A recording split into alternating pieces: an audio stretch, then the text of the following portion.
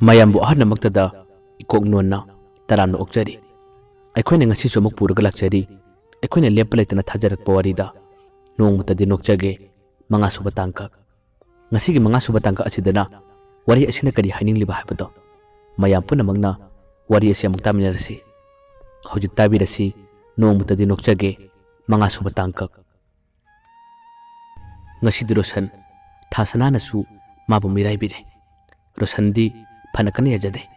ay nang lapna bangamloy ay nang kaina bangamloy haduna Panakan hajabani adobu thasana yadabadagi ngasi di makoy ani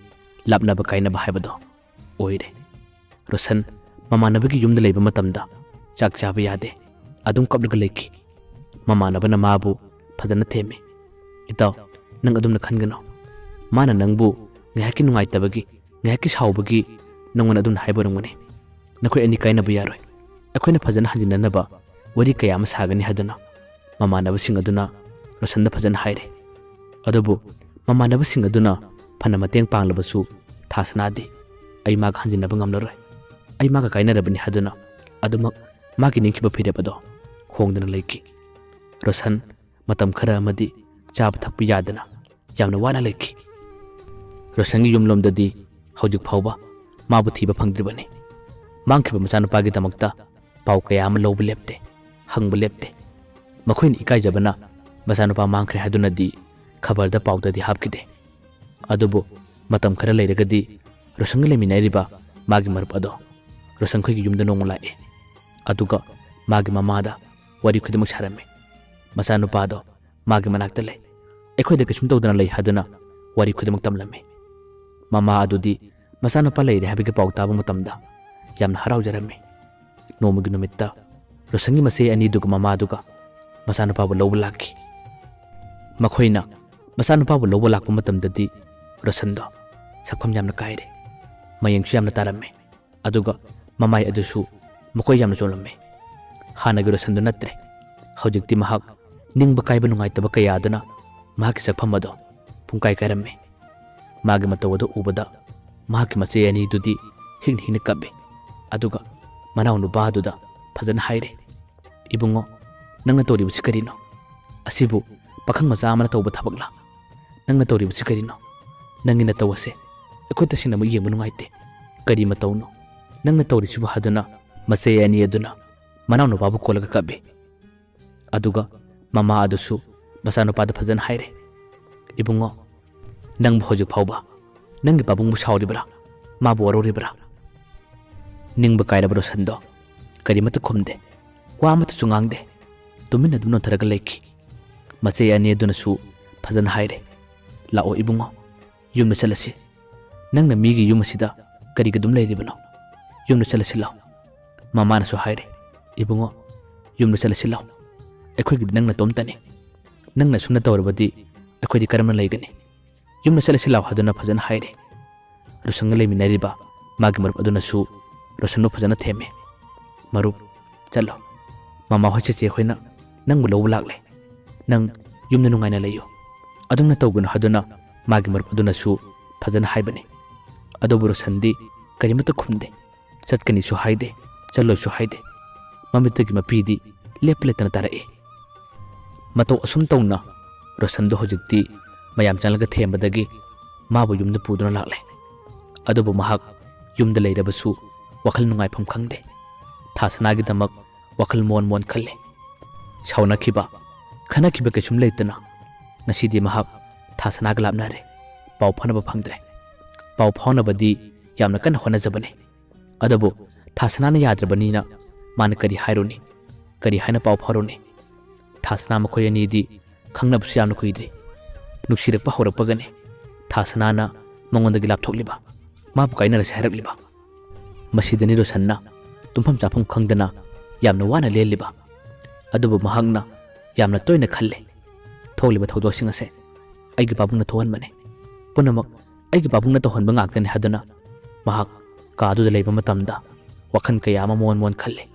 aduga choiron kaya amasu mahak matom talolaga leiki ngasidi Rosando thasana glapna kiba maga pau phona khidaba matam yamna kuirakle adubu magi thamoida ahan buna takiba nuksibagi mami oibana mahak kedonda kauba kamde magi wakhalbu kaurage haduna chamar honabane adabu thangnaba mikuptadi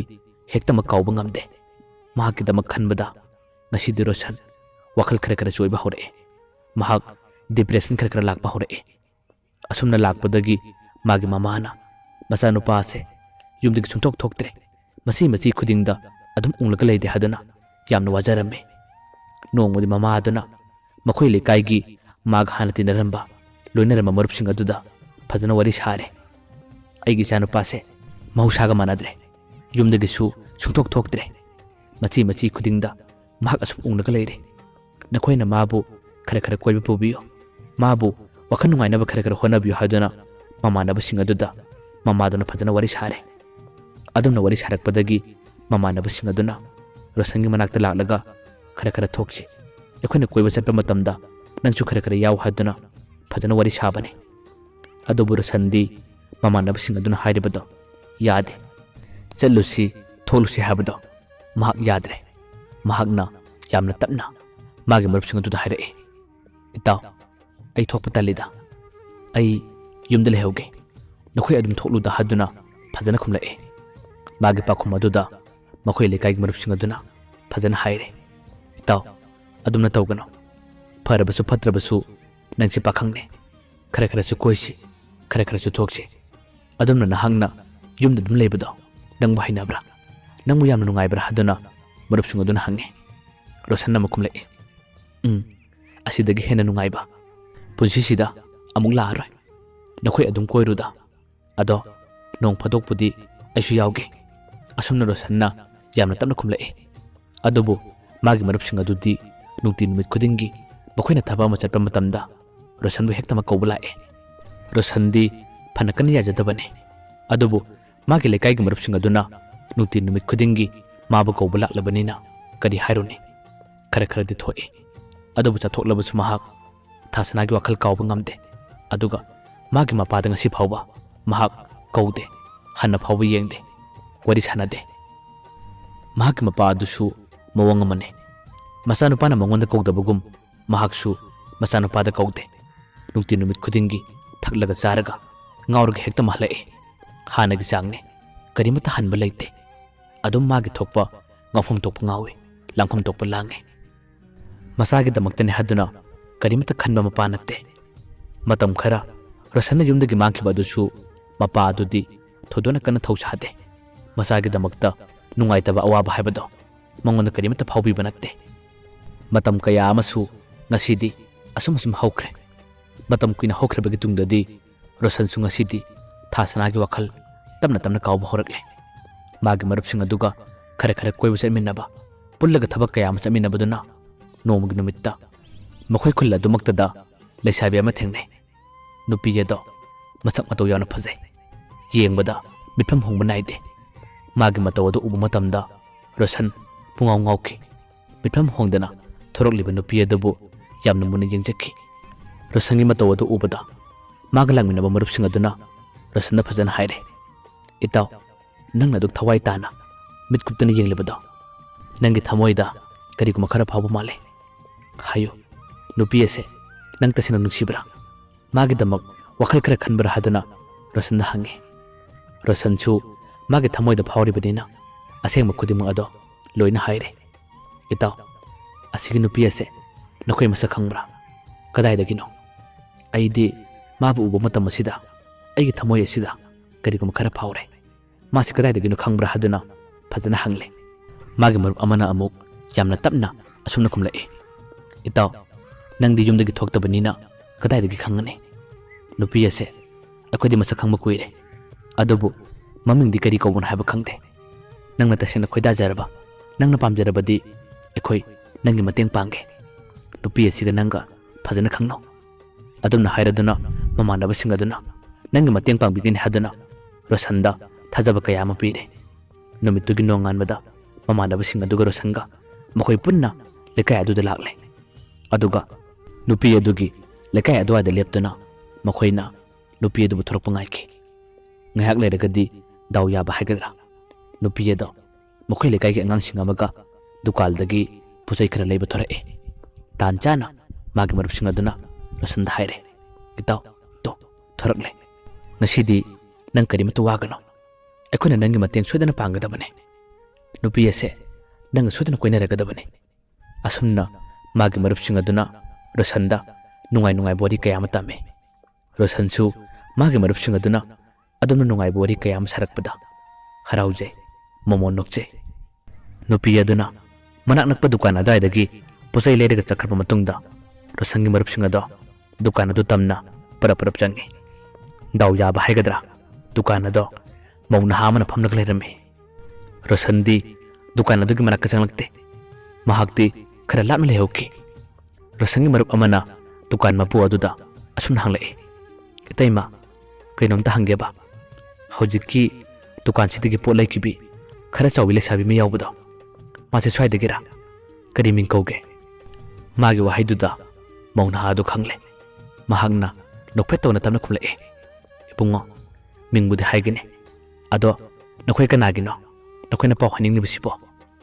Adumna harakpadagi marup aduna amuk asumna khumlai. Daima akhoi gi dinatte tu adalep liba akhoi gi marup asigini. Mauna haduna amuk tamna khumlai. O ado nakhoi di kadai dagino. Nupa amana amuk khumlai. Itaima akhoi mamang lekai dagini. Mauna haduna amuk hairai. O adudi nupa masase kanagi masano mamang lekai dadi mi khangnaba yamna lei. Kanagi masano asibo adumna hairakpadagi Rosangi marup amana mukhumme. Itaima akhoi marup asigi mapado Lokendra kobane thabaksu tawbane. Adumna hairakpadagi mauna haduna mukhumlai. O khange as mokhoi mapadudi yamna ngausinabani he. Magi wahai aduda Rosangi marup singado wa amta ngangdre. Amana amabu yamna muna yengnarei. Ngihak leiragadi mauna haduna makatan hairai. Hoi Pare ibungo ai hairagi yenge ado nakhoi punna hayeng lao aduga aina su nupi masa adu kauthораkke nupa masa se aina masak takke magisu apam da karina habdo hange matau asum tauna Rosangi marup singa do yamna wakhan nungaina pare itaima akhoi hayeng kharenga na lalaga hairam laga mokhoi punna thorakle aduga nungai buwari ado Rosan la sare Rosan chu wakhan jam nungaina me Matangi numitta makoi punna kharenga na monglae. Nupi adusu dukan adu gi manakta leirame. Aduga mauna haduna khara laptakna Rosan masak takle. Nupi adu gi wakhaldadi nupa amata khana jadabana Rosan bu khangnarage haduna di khalamme. Matangi nonganbada lesabi aduna mahaka mamada wari khudimak tamme. Mama ka magadi koina ramde. Matam aduda mama na mangonda phajana hange. Ibema nupa adu kanano nangbu mabu masak muna khangbrane kanagi masano mabu kadai dagino nangbu khangbra aduna harakku matamdadi lesabi aduna phajana khumme ima mokhi mapado Lokendra kawi hai thabukri tawba male aduna harakpadadi mama adu khangle ibema adugi nupa adu khangnagano Lokendra hairiba nupa ado ai masak muna khangne yamna ngausinaba yamna oktaba nupane makhoigi imunga ngaisen oibado ai pamde adugi nupa adu khangnagano haduna mamana phajana hairakle masa nupi adudi nupa amata koidribanina mahak Rosanga mari lenage khangnage haduna khalamme adubu magi mamana yadrabanina kari hairone mahangna dukan phambi nupi aduda phajana haire ai yaba kamlorai akhoi mamana yade harakpadagi wahai adumak Rosangi marup sing aduda mauna haduna tamki magi marup sing aduna phajana hange Itaima mana yadribadubu kari maramgino natraga mabo topu nupa ka leiba jala adumna harakku matamda mauna haduna yamna tamna khumme ibungo nakhoi Rosandadi haigano makhoi gi imung ado ngaisen oiba pamde hai makhoi gi mapa ado yamna mathong chade yamna te chade haire adumna hairakpadagi magi marup singa dusu wa ma thairamdre tumina dum parap thore Rosangu unabada kari waba hasiba mahakti wakhal jam nungaina ngarangmane akhoi ba mangonda kari waba tamsiba haduna mamana basingado mangla malga thore mayamba aroibada amukan khurumjari